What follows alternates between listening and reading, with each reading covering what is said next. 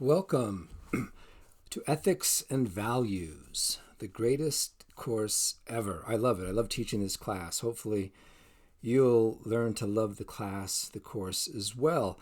My name is Jeff Nilsson, and it's my pleasure to be your instructor for this course. There's a great picture of me. I'm the one with the beard, my beautiful wife, and my youngest granddaughter. So, just so you know what I look like. Again, I love this course, and I like to think of ethics and values really as a course in the art of being human, or the skillful practice of living with joy in each moment. And the way I've sort of come to talk about that is graceful presence, right? The art of being human, this skillful practice of living with joy in each moment, is all about cultivating graceful presence in your life. Now, just for a second, the ethics itself, I don't know if you ever had a philosophy class before or an ethics class, but ethics in general concerns itself with three basic questions. What is a good life? Who is a good person? And what is a good action? Where good means, in a sense, praiseworthy. So you could reformulate those questions and say ethics is about, what is a praiseworthy life? Who is a praiseworthy person? And what is a praiseworthy action? Of course, it might not surprise you to know that what we mean by good, how we define a good life or a good person or a praiseworthy life or a praiseworthy person is difficult to define exactly, and philosophers have argued over what it means to be good, all the way back to Socrates in 399 before the Common Era, who we'll talk about in this course. However, I think that what is good or what is praiseworthy is easy enough to recognize when you see it. So, for instance, consider the life of a person who shares what they have with those in need, who is honest in all their communications, versus the life of a person who only thinks about his own wants and needs and who is dishonest and willing to cheat others to get ahead. Now, we don't need a definition of good or praiseworthy to know that the person who shares and is honest is a good person and her life is a good life, whereas the dishonest cheater is not a good person and not living a good life. I mean, the same goes with good and praiseworthy actions, right? You don't need a definition of either to know that the act of stopping to help someone in need is a praiseworthy action, while the action of passing by with indifference is not. Another example, and here you get to see my other three great, beautiful grandkids, but this past summer or spring, my daughter, who lives in California with our 4 grandchildren, they have access to an orange grove. And with all the schools closed down, she went with her children, ages 9, 7, 6, and 2, to pick some oranges. After they had collected a bunch, her 9-year-old, seeing a business opportunity in all of this, suggested that they sell the oranges and make a bundle of money. My daughter smiled at this and suggested that though that was a good idea, an even better one might be to give the oranges away to people who might need some small act of kindness in these uncertain times. And her children liked that idea even more, and so they took oranges around to their neighbors. And as you can see by this picture, they set up kind of a fruit stand on the street and gave away oranges to senior citizens, those over 50, which I don't think is senior citizen until you get to at least 70 or something like that. But that's a different story for another day. But obviously, right, that's a good action, what we see there. In any case, in this course of ethics and values, what we're going to try to understand is how to live a good life, a praiseworthy life. And in this, art of being human, the skillful practice, right, of living with joy in each moment, we want to try to learn how to do that. And obviously, it doesn't matter what you decide to do with your life, whether you're going to become a teacher or a lawyer or a business person or a doctor or a homemaker, whatever you're doing, you want to become skilled at that but you also still need to be skilled at being human, right? You want to be good at being a teacher, but you also want to be good at being human. You know, you want to be skilled at being a doctor, but you also want to be skilled at being human, right? So whatever it is that you decide to do, you still need to know how to live a good life. And I would argue that a good life is a life lived where each day, and kind of three things. One, that you experience each day meaningful pleasure. And by meaningful, I mean pleasure that does not degrade or demean either you or anyone else. Two, that you feel safe, secure, respected, and free to pursue meaningful activities. And those are our four basic existential needs. Every one of us needs to feel safe, secure, respected, and free to pursue projects we find worthwhile. And then lastly, and most importantly, right, a good life is where each day you're moving closer to becoming the best possible version of yourself. But living a good life, right, in this sense, is challenging. And there are obstacles to living a good life, right? In a sense, it's our inability to live well with ourselves in our own skin, with our own feelings, thoughts, and desires, right? We don't know how to inhabit our bodies. We don't know how to live with our moods, our thoughts, our desires, right? I mean, these obstacles to a good life arise because we have bodies, and our body's engagement with the world is constantly producing in our conscious awareness complicated feelings and emotions, confusing thoughts, contradictory desires, which feed into our insecurities about our bodies, our intellect, and our status with others, right? I mean, every one of us, I think, have these three basic insecurities. We feel awkward in our bodies. We worry about, whether we're attractive to others, and we worry about how others see us. We all suffer from what you might call imposter syndrome, right? We're worried, we're insecure about what we know about our intelligence. And then we all worry about how we compare to others. Are we good enough? Are we rich enough? Are we smart enough? So, we have these insecurities about our bodies, our intellects, and our status. And these insecurities feed into guarded self-consciousness. So what happens is that every day, I would imagine, you're battling, moods of self-doubt and a sense of inadequacy, dissatisfaction, and you're battling, fear and anxiety. Now, I've talked with people of all ages, from every class, the 1% to the homeless. I've consulted with corporate CEOs, and I've talked to prison inmates, and regardless of what they've done or haven't done with their lives, or who they aren't, each of them struggle each day with these same feelings of guarded self-consciousness.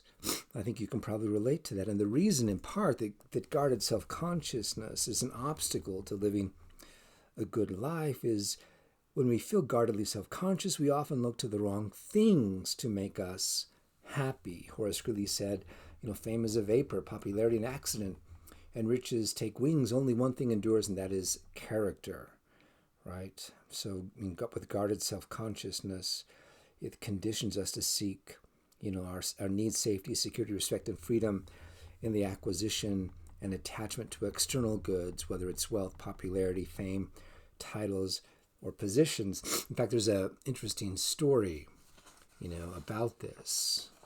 The story is told of an occupying force that invades and takes over a country. A commandant of that invading force is interviewing, or perhaps better, interrogating people attempting to take stock of the country and its citizens. A wealthy and very educated citizen, don't want that one yet, comes in before the commandant to be interrogated, and the commandant, says, "Who are you? Prove to me who you are." And the wealthy citizen lays on the table his bank statements, the deed of his house, his certificate of bonds and stocks and bonds, right? His university diploma, the books he's written, letters of reference from other noted citizens. And he says, this is who I am, my identity. And he points to all of those things he laid out on the table. Well, the commandant reaches down and with one sweep of his arm brushes them away, and they fall clattering to the ground. The citizen is shocked and surprised, and the commandant says to him, "Now you are no one, you are nobody," and he sends him away. The next person comes in. The next is a simple citizen, simply dressed, nothing in his arms or hands. The commandant orders him to place on the table proof of who he is, his identity. And the simple citizen says, "I have nothing that I can point to, that I can put on this table to prove to you who I am. But I do have my character. I have my integrity. I have my love for my family and my God. I have the happy memories of the experiences of my family and friends. This is who I am. This is my identity." The commandant just looks at him silently and sends him away, knowing that there is nothing he could take from this man, right? Because this man's sense of identity, his sense of a good life and who he was based on his internal goods, on his character and integrity, not on his possessions or riches. So in this class, we want to work towards, right, building our identity on our character. And as I've said before, it's going to be about graceful presence. We want to be able to cultivate graceful presence in our lives, in each moment of our lives. Graceful presence will allow us to be fully present to our life and to each moment. And living a good life is not really so much about happiness as it is about living with graceful presence, right? The secret chord to living a good life is learning how to be gracefully present to your happiness or unhappiness. Learning how to be gracefully present to your joy and your sadness. Learning how to be gracefully present to your successes and your failures, right? Learning to be gracefully present to your health and your sickness, to your pleasures and your pains. And just so you know, here is kind of our definition of graceful presence. It's really 4 things. To be gracefully present to life, what we'll learn about in this class is cultivating calm self-confidence, emotional resilience, cheerfulness, and a loving enthusiasm for life, right? So let me introduce those both quickly to you, if you don't mind. These quotes on the left side are from Montaigne, a philosopher we'll look at next week, but he says, "Certainly if he still has himself, a man of understanding has lost nothing. The greatest thing in the world is to know how to belong to oneself. I would rather be an authority on myself than on Cicero." That's calm self-confidence. It's having faith and trust in yourself that you will face any moment, any challenge, any fear with composure and poise, right? It's important that each day you do something that is hard for you, that proves to you that you can do difficult things, have the confidence to do difficult things. The next quote, "To compose our character is our duty, not to compose books and to win, not battles and provinces, but order and tranquility in our conduct. Our great and glorious masterpiece is to live appropriately. All ruling, hoarding, building are only little appendages and props at most." So we want to cultivate emotional resilience, the ability to bounce back and recover from any setback, failure, or disappointment, that you bend but don't break. I mean, think of the difficult experiences you've survived already.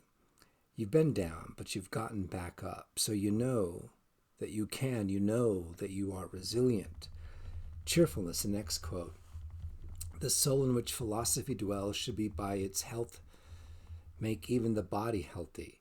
It should make its tranquility and gladness shine out from within, should form it in its own mold the outward demeanor, and consequently arm it with a graceful pride, an active and joyous bearing, and a contented and good-natured countenance.